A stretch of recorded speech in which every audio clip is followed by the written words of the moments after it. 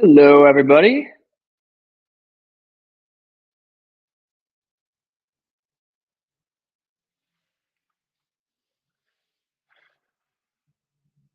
Starting to see more folks pile in here. 18, 19, 20. We're getting them. We're getting them, guys.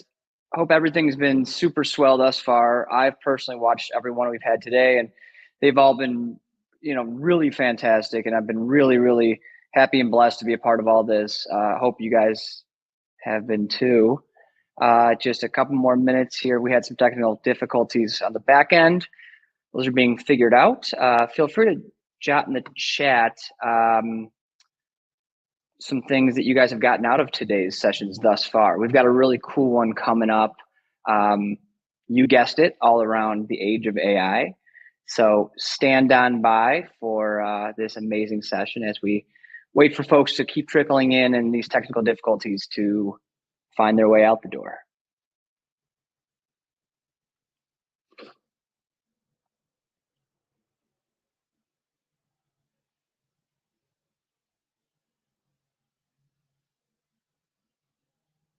All right, so looks like we are good to potentially go here. So back again. Hi, everybody. Once again, I'm Mike Cubberly from RevGenius. I also am the founder and CEO of Bottle Rocket Growth. This next session is called Selling in the Age of AI, and it's a big one. AI isn't just influencing the way we sell, but it's actually completely redefining it, as we all know. And today, we're joined by three of the industry leaders who are making this entire evolution happen, and they're hands-on in it. Anne, Kristen, Sam, together, they'll show how AI is reshaping prospecting, personalization, enablement, and how Rev teams can adapt fast. I'll let you guys take it from here, but I'll be jumping your links, your LinkedIn links into the chat. So feel free to get everyone connected. Enjoy the session, everybody. And I'm Jared. This group of three is special. They put up with even in the age of AI, there's a lot of human stuff. And thank you for the patience with the late start here. But wanted to go around and just dive into intros with you all and your roles, your companies, and your focus. Kristen, do you want to start? Sure. Hi. Thanks for having me, Jared and team. I'm Kristen. I am a director on our GTM team at Decagon. Decagon is a conversational AI agent orchestrator, so working with a lot of clients that have deployed AI for consumer-facing applications. So happy to be here. Sam? Yeah, hey, Jared. Hey, everybody. Thanks for having me. My name is Sam. I'm an strategic account executive at Cognition. I've been here for over a year, maybe a stop in warehousing or some AI infrastructure. And hey, Anne, the mastermind of the session. Yes, thanks so much for having me. Really glad to be here. So Anne Basorti, I'm on the go-to-market team at OpenAI. So we work with some of the largest enterprises on their strategic AI deployments. So we have three powerhouses in their own rights, representing incredible companies on the verge of AI, the most forward-thinking, but wanted to learn from you, right? Like that, wanted to really understand. Now, you all probably, because you live it as much, if not more, than typical folks in GTM, this might have been long ago, but I'm curious as to tell me about a specific moment when AI fundamentally changed how your sales team operated. Anne? Yeah, definitely. So I don't know if you've all been following the recent release of our browser, Atlas, but I think that was actually kind of like a feel the AGI moment for a lot of our sales team. So a lot of times we work within ChatGPT because that's definitely where a lot of us have rebuilt our workflows. But oftentimes you're taking your data or your text outside of other systems and putting them in to chat in order to, complete that workflow. Or you're connecting chat to other data sources to bring that workflow in and then taking that out and putting it into an email. And so Atlas really brought that all together. So now we can do the majority of the browser-based work that we're doing all within ChatGPT at the same time. And so I think being able to use agent mode to do a lot of like our prospecting and our emails and all of our follow-up, I think has been really game-changing for us. What were you doing before that? Yeah, so a lot of times it was copy paste into chat or pulling from data sources within chat and then taking it out and putting it in an email. And so now it's being able to do like an end-to-end read and write workflow within the browser. Awesome. What about yourself, Sam? Yeah, I think the moment that multi-step reasoning became really at the forefront of, OpenAI or ChatGPT or Perplexity, there are a lot of different tools that I've tried, and I think I've settled on ChatGPT as our enterprise offering. And going from single shot and really being able to have someone to spell check and or summarize a 10K or doing something like that was really great. That saved time. Having an agent to be able to interact with and have it tackle more complex tasks is exactly what I need to be able to get really, really immersed in a company's like thesis and why like we would be a good fit for them. And so reducing that research time is a huge, huge aspect to what I do. And, how I kind of have changed my day completely with AI. Does your whole team at Cognition follow the same use that you do, or is that just like your personal? I think that everybody's experimenting with where AI can, improve their skill. That's the nice thing is it's not necessarily a one size fits all. For me, the biggest time saving is being able to improve the thesis that I have, the understanding of the business, understand the impacts that I could drive, because we're trying to, find technical abilities to, help software development. And generally, I want to map that back to what outcomes those executives are talking about, what things they're talking about in a 10K or their investor relations types of things. So the more I can digest that information and make it so that on any given call, any given engagement with the customer that I have, we're mapping back to, Cognition being a key piece and being able to deliver that. That's really critical for our cycles because it's such a highly competitive space. Again, the approach that I take is very specific to like how that helps me in my cycles. I would say probably my team uses it mostly that way. Perhaps for like a mid-market team, it might be slightly different where it could be, more transactional, but on the strategic side, that generally ends up being the biggest lift for us. Do you ever like reverse engineer to see who's most likely, and I know strategic, you don't have as many accounts, but who's most likely to take an engaged meeting this quarter, like as an example, based on everything that's out there? Yeah. Or do you just... I haven't tested, I guess you're talking kind of like scoring our prospects. And I haven't really taken an approach where I've said, hey, go find me the most, theoretically go scan LinkedIn and tell me who you think would be the highest level prospects. I think that's probably work. Well, that would be one source, but multiple sources. Clay, there's a million different ways to kind of go get that information. I don't know that I've done any of the leverage AI for that specific profile yet, as opposed to building like theses about why those folks would want to engage with us. Super interesting. And Kristen, what about yourself? Yeah, I think a big part of my job is knowing where I want to go and what I want to accomplish. But AI has definitely helped me figure out how to get there. So I definitely use it a lot as like a companion, and then also a sounding board. So how I might know what I want to say, but how should I deliver it? I might know what I want the outcome to be, but what are the different ways that I could consider getting there? So that's definitely how I'm thinking about it. Anne and I have actually known each other for a while, and so I'd say I'm usually just like a couple months behind her, adopting whatever she's seeing roll out to market. So I'm lucky to just also have folks in the space that are making sure I'm keeping efficient and using things the way that I could be. Yeah, and being the prime tool so many teams use. Like, is your advantage just that you get use of it earlier, or is your whole team thinking maybe differently than another team?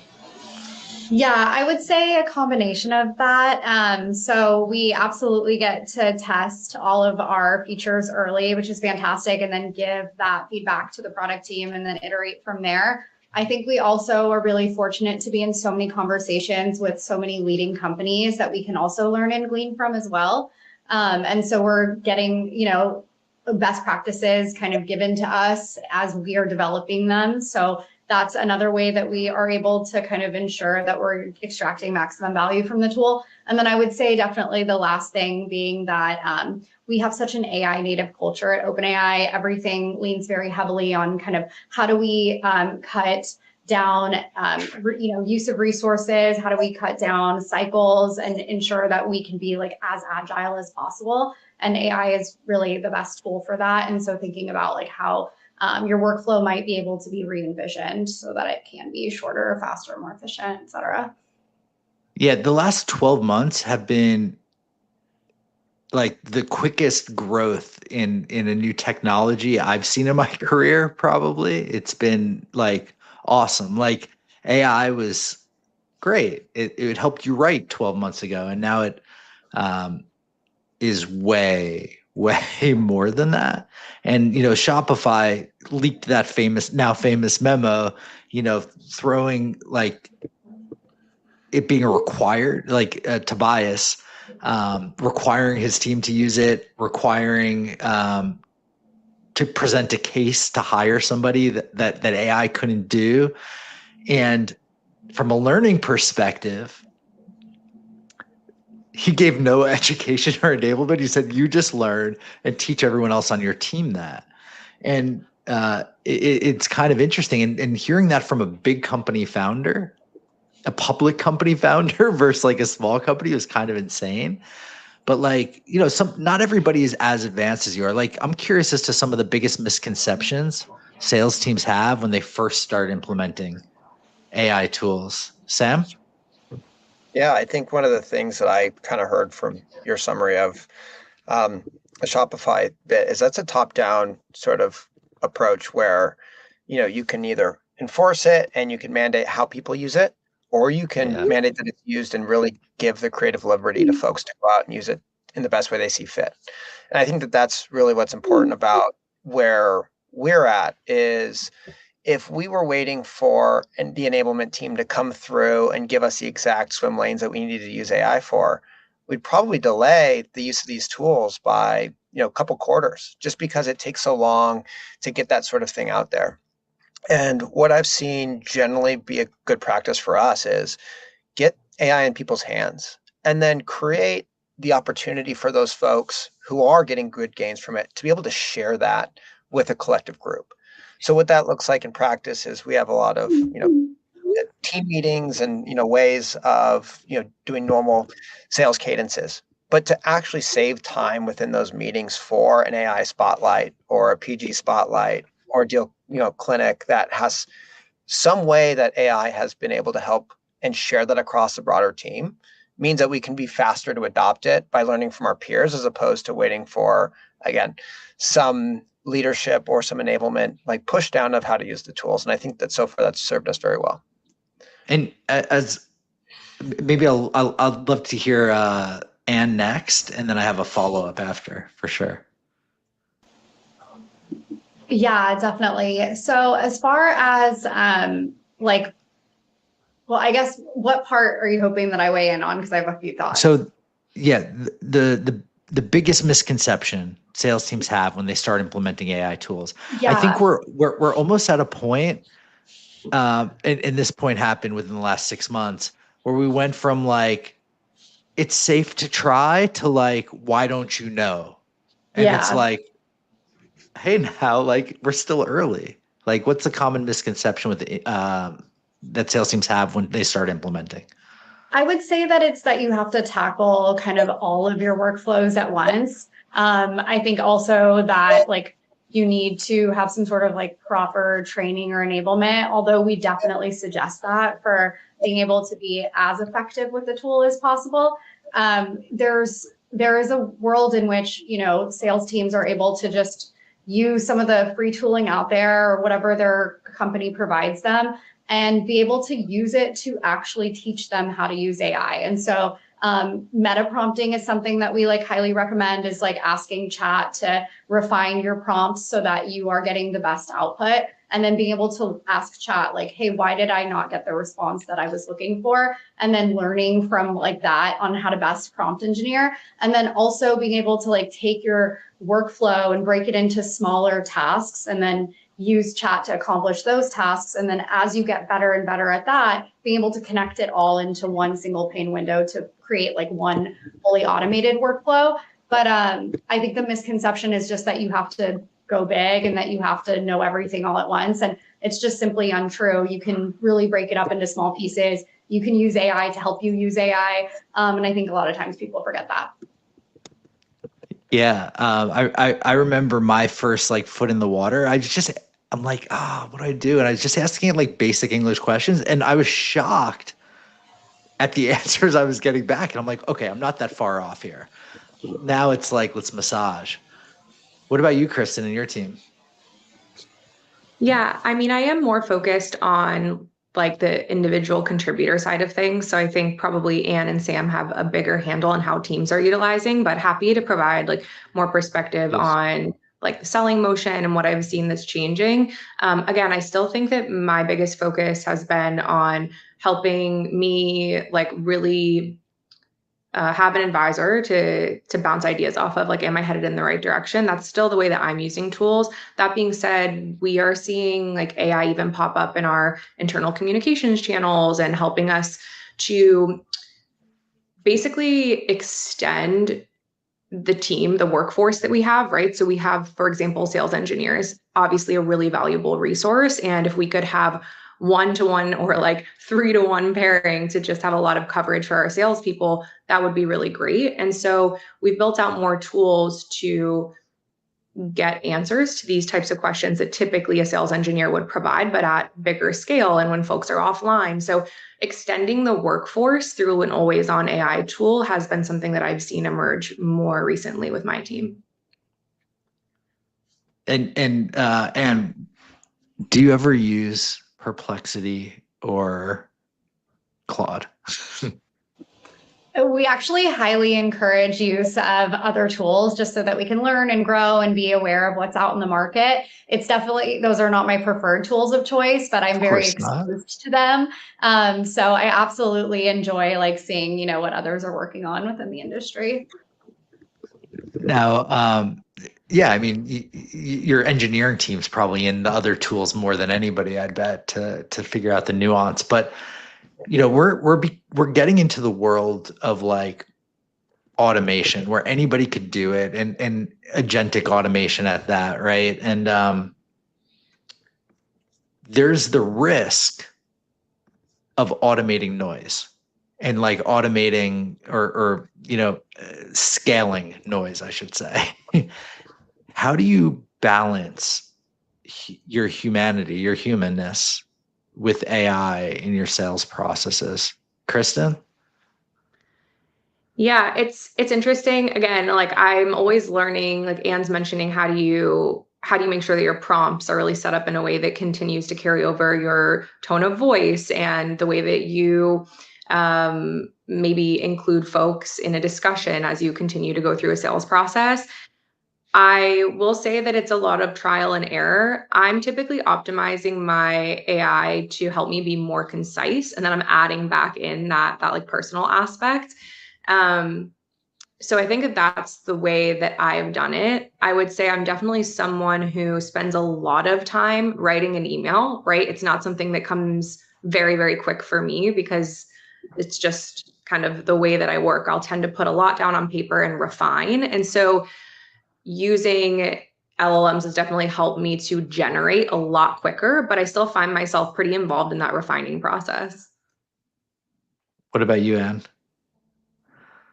Yeah, I use ChatGPT so heavily, and I've personalized it in such a way that it speaks the way I speak. And so I think that I'm able to incorporate my humanity by ensuring that my personality is carried over in the text that it generates. And I think that the way I like to approach my my work is that I want to be at the forefront of like conversations and strategic work that's like person to person. And I'm able to maximize my time doing that because I'm able to automate some of these more like back end tasks. And so I think that's the way I bring humanity into it, is that now I can be more present. I can be around more people because I've automated all of this other maybe less strategic work that requires just me writing emails or following up or doing research or whatever the case may be. Yeah, I would plus one to that. I would say that in meetings, I'm able to relax a lot more because I know that there's some note taking going on and that I'm going to be able to put together a really concise summary. It's allowed me to be more strategic in those meetings and listen for the interpersonal cues that sometimes are missed because you're so focused on making sure you gather the correct information. Just yesterday, we didn't have the presence of a recorder or an AI summary in a meeting, and I was taking copious notes. And while my notes were really, really good, and I still ran them through a system to clean them up and fill any gaps, I was definitely so focused on exactly what the clients were saying that it made me realize how meaningful it is to be able to have just a little bit more of the interpersonal side tuned in because you know that the technical aspect is being handled. Now, was that the first time, and how long that you took that you put in your own CRM notes? Is the question. No, honestly, I'm a huge, I won't hold it up because of the virtual background. You won't be able to see it probably, but I'm a huge note taker. And I will say though, having the note taker in recordings is good for me. And then I'll just flag my own notes on the side. But it has been a while since I've had no AI note taking in there. And I was definitely typing a mile a minute. Oh my gosh. I take copious amounts of notes myself, and I don't use them much after, outside of sometimes to go back to. It's just like a really great habit for retaining knowledge. But Sam, I'm curious from your perspective and what you've done.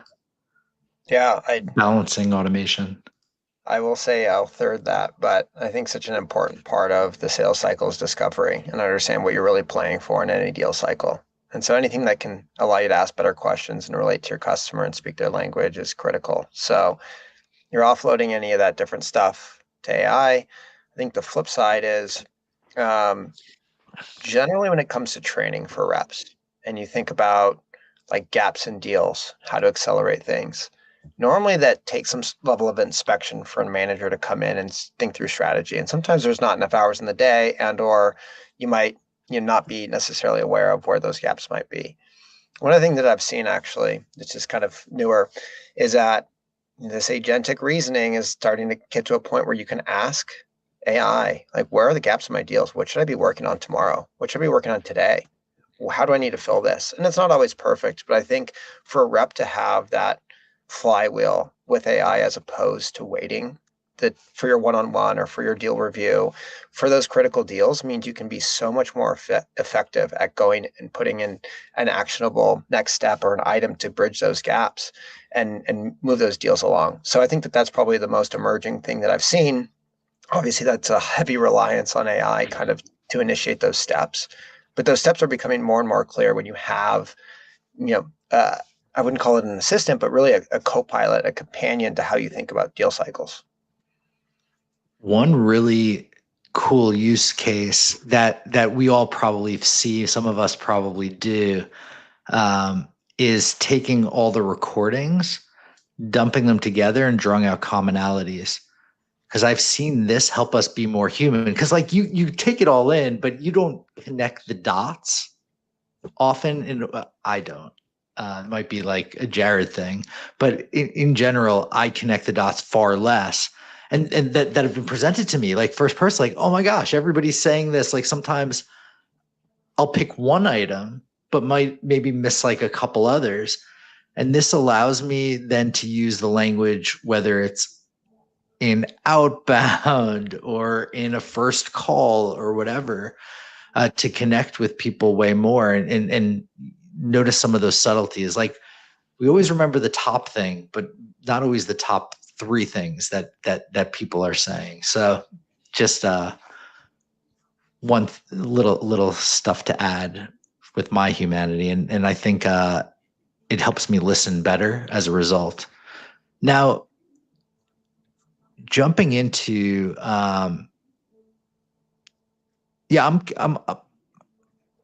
I'm curious as to your AI tech stack. Like, is it just one tool? Is it multiple? Sam? I think so the nice thing about being at Cognition is we can dog food our own product and build a lot of tools very, very quickly. And so I would say our internal tool building is pretty vast.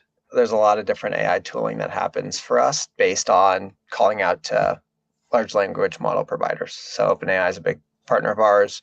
Sometimes we'll go other places for them based on what product we put in front of our customers. But then in terms of quoting tools, forecasting tools, whether that just be the AI, chat engine that we each have, we do use Clay. So I'd say if there is any way we can build a tool that leverages like really cutting edge AI, generally it's like the IP of what we needed to do specifically that's invoking some sort of LLM provider that allows us to be able to actually make that actionable in our folks' hands.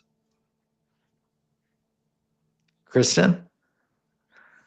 Yeah, I think next best action and account or activity prioritization are probably two of the strongest on my side. There's so much that can be done in a day. So being able to help with prioritization, whether it's the prioritization of the account or of the activity, is great. And then once that's figured out, it's next best action. So that's probably where my focus is. So it's being efficient with your time and effective for the maximum output. Yeah, and also I think like what moves the needle for the business, what moves the needle for the individual, and working together as a team, right? When you're orchestrating a team, there's multiple people that have to balance their days. It's not just you. So how do you provide direction as a coach, kind of championing those processes as to where folks should focus, and then I guess downgrade some of the requests that you've put in? At the end of the day, there's not usually enough time for everything to get tackled. So how do you help other people that you're working with feel like what they're working on is meaningful and also manageable? And what's your AI stack to do that? Like, how much do you use your own tooling and others? So Decagon is really for the consumer's business for big enterprises that have a lot of customer support inquiries. So I don't personally have that. So I am definitely leaning more towards external resources, which, to be honest, is kind of nice because the product focus is really pretty narrow in that regards, which can lead to some really good things. That being said, I see my team members who are building our product leveraging a lot of different tools. As Anne says, I think there's a lot of benefit to using multiple different providers to work on different things and figuring out where the strengths are and kind of building towards those strengths. So I think it's pretty varied across the team, but unfortunately, we don't have our own internal tool. So I'll be leveraging some of these folks on the line. It's funny. Before we jump into Anne, like I hear this so often. I'm speaking to somebody trying to create like let's call it an intelligence connector so that OpenAI can learn from your Claude conversations and even more importantly with your intercom like conversations, which are even more like siloed from like AI off, because I see that as a 2026 challenge, I should say. Like, and what about yourself? Is it all OpenAI all the time, or you mentioned some others as well? Yeah, like so Kristen mentioned like an online note taker, we use Gong. Sam mentioned Clay, we use Clay. I think the way that we think about all of our tools is that they all kind of come to one centralized place where we can do all of our work without having to context switch or doing it all within a single pane window. Back to what I said earlier around like kind of just changing the workflow, and that like centralized place is ChatGPT for us internally. And so we definitely use that. We have some other AI tools that are homegrown that OpenAI created that we leverage pretty heavily as well. We do have some videos online on like how OpenAI uses OpenAI. So we'll definitely encourage you all to watch that series if you're curious. But for go-to-market specifically, I would say like a lot of it is bringing data into ChatGPT and then using that either within the browser or within ChatGPT in another browser. But it's typically how we see the workflow going. I was waiting to hear when your call recording would overtake the gong, at least internally, but not yet, alas. Yeah, I mean, it is like video conferencing tool agnostic, but there's a lot of really fantastic benefits to using something a little bit more collaborative like Gong, where people can watch each other's recordings. It's easier to share out links, things like that. But I absolutely love the like note-taking feature in Record and how it like creates a project that you can put all of your notes in and then query against. So I try to use both actually when I can. Awesome. So now we know about like how you're using this operationally. Let's talk about selling AI. And I mean, it's normally, or I mean, it's probably getting less complex, but it might be equally as hard because there's so many AI tools going into to be sold. What's your approach to making AI tangible for buyers, Kristen? It's such a wide question. I'm just pausing to think about. It's a good one. So like it's notoriously complex, right? You're often selling something prospects can't easily touch and understand. So like their current way is either what appears to be parody or not AI, right? How do you sell it? Yeah, it's interesting. So make it tangible. You would think that buyers have the ability to bridge the gap, right? Where you tell them about a product and then you hear deeply about their business, which is very specific to them. And you think, okay, well, I can tell you about this technology and then you can tell me about your business and you're going to be able to help me bridge the gap. And I'm seeing that a lot of times is just not the case. You have to build an incredibly custom demonstration of the product.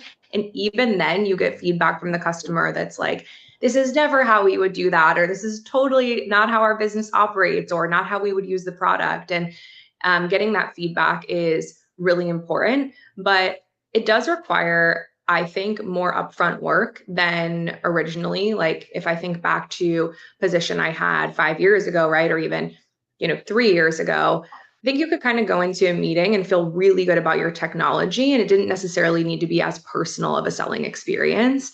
And now, because there are a lot of tools that sound the same, there's that need to really show the technology in action for the specific customer. And so I've just been noticing that personalization and feedback sessions are really, really important, and more so than ever. What about you, Anne? Yeah, I would say that for me, it's like back to the basics sometimes of just being able to like map to a business outcome. And so I think it's understanding like what objectives the customer is going for or the prospect, and then teaching them what LLMs are really great at and where other technologies, may play a bigger part, and then being able to map those things together, right? So if someone's telling me what objectives they have, and I know it's things that LLMs are really great at accomplishing, we can then co-design a solution. But oftentimes folks will come to us with problems that maybe aren't best suited for AI, or maybe it's a combination of AI alongside other technology. And so I think there's a lot of education and trying to ensure that we're all driving towards the right goal and we're using the appropriate tools to do so. And as far as making it tangible, I think to Kristen's point, like being able to pilot or give folks the ability to kind of test it and ensure that it's going to accomplish what they need is helpful. We're in a fortunate position that most of the world is now leveraging ChatGPT pretty regularly. And so a lot of times they've already had a consumer experience they can draw on, and they can take that and find parallels into what they would want to accomplish in the enterprise. And so I think as far as like making it more tangible, we find that to be more of an issue for us on the API side, given that's not something we can easily test. And there's a lot of building that goes into that. But even then, we still have ways that we can work together to make it more tangible. Love that. And what about you, Sam?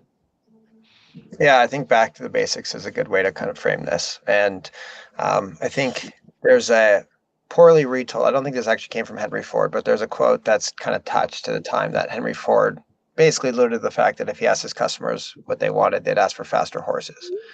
And so the concept being is, if you're focused on an outcome that a customer is trying to drive, they might be thinking about it within the programmatic understanding of what they know is out there. Meaning, we have an existing workflow, we're going to do this workflow plus one. And AI represents the opportunity to potentially skip multiple steps in that iterative process and drive outcomes a lot faster. They don't walk into a meeting, they don't walk into an opportunity cycle knowing what those steps might look like. And so really understanding discovery and what you're trying to drive towards to help that customer understand it every sort of the way, or every integration, or every implementation, or that new workflow that you're trying to reframe and help them understand is truly critical. And so that's why I think, like, in selling in the age of AI, everybody's website reads really vaguely similar. Everybody's website claims the world. And if you can really get a customer to articulate to you exactly what they need to solve, and you can provide them with a plan and an engagement model for them to execute with you to go solve that plan, generally they find a lot of value in that, because you're almost hand-holding and teaching them as you go along the way. And it makes, adopting AI that much more approachable. If you just put AI in a lot of people's hands, the misuse is crazy. Like, we get some folks who come to us with some wild ways that they're just not even, it's not that they're just potentially untrained or not onboarded properly, and it can go sideways pretty quickly. So if you break down kind of like to the basic stuff that we all kind of laugh and think about from like our tenured paths of understanding the outcomes and having an engagement plan to go back to, that's where you can, again, make AI digestible in a way that customers' engagement is really relatively strong. I feel like in this age, at least maybe a lot's strong, but there are some mid-market companies, let's say, that are selling the dream that they haven't quite realized. Like, a lot of people seem to, like, when you come in and you have the sauce, so to speak, who they spoke to before sounded very much like you do, right? So getting the product in their hands, or, like, making it realer never hurts. Now, I'm curious, we have, a handful of minutes left. What is the biggest challenge in the sales process now that might not have been there when you sold any solution outside of AI? I'm curious, Anne. Yeah, I often tell folks this, and they're like, oh, this is so interesting that that's a problem you face. But I think that with like traditional SaaS tools and what I've sold in the past, there was always like one problem we were solving for, and our tool was like really great at that one problem. And so we'd be able to really align a solution, and folks knew that they needed it. They felt the pain, and as a result, we could really justify the ROI. AI is so interesting in that it solves so many problems, but oftentimes it solves problems that folks don't know that they have, or it takes a lot of like discovery to uncover that that's a problem.